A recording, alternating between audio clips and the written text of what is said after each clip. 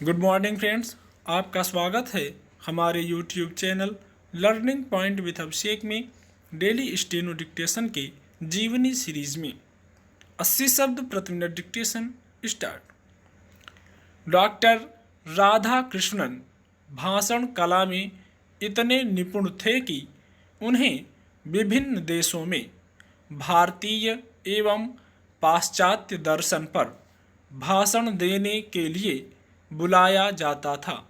उनमें विचारों, कल्पना तथा भाषा द्वारा लोगों को प्रभावित करने की ऐसी अद्भुत शक्ति थी कि उनके भाषणों से लोग मंत्रमुग्ध रह जाते थे।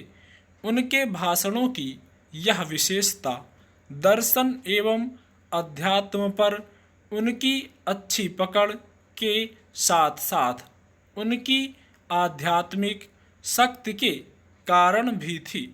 उनके राष्ट्रपतित्व काल के दौरान वर्ष 1962 में भारत चीन युद्ध तथा वर्ष 1965 में भारत पाक युद्ध लड़ा गया था।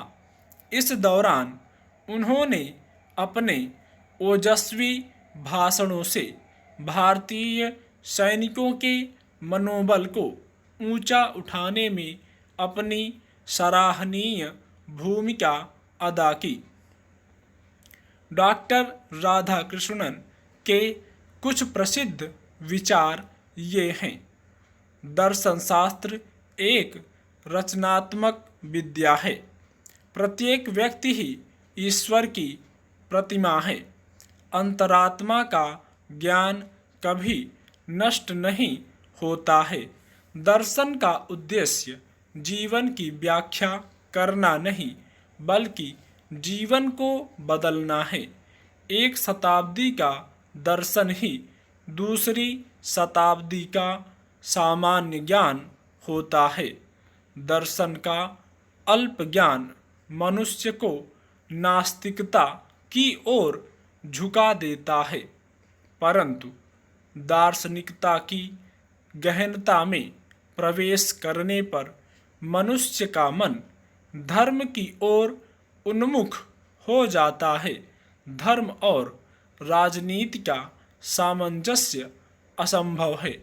एक सत्य की खोज करता है तो दूसरे को सत्य से कुछ लेना देना नहीं। वर्ष 1967 में राष्ट्रपति पद छोड़ने के बाद वे सन्यासी दार्शनिक के रूप में एकांतवास करने लगे थे। 16 अप्रैल 1975 को डॉक्टर राधाकृष्णन की मृत्यु हो गई, परंतु अपने जीवन काल में अपने ज्ञान से जो आलोक उन्होंने फैलाया था वह आज भी पूरी दुनिया को आलोकित कर रहा है।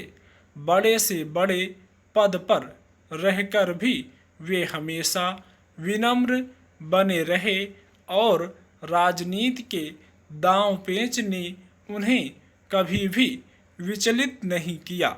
वे उदारता, कर्तव्य परायणता, सनातन मंगल भावना, ईमानदारी और सहजता इन सबके साकार प्रतिबिंब थे।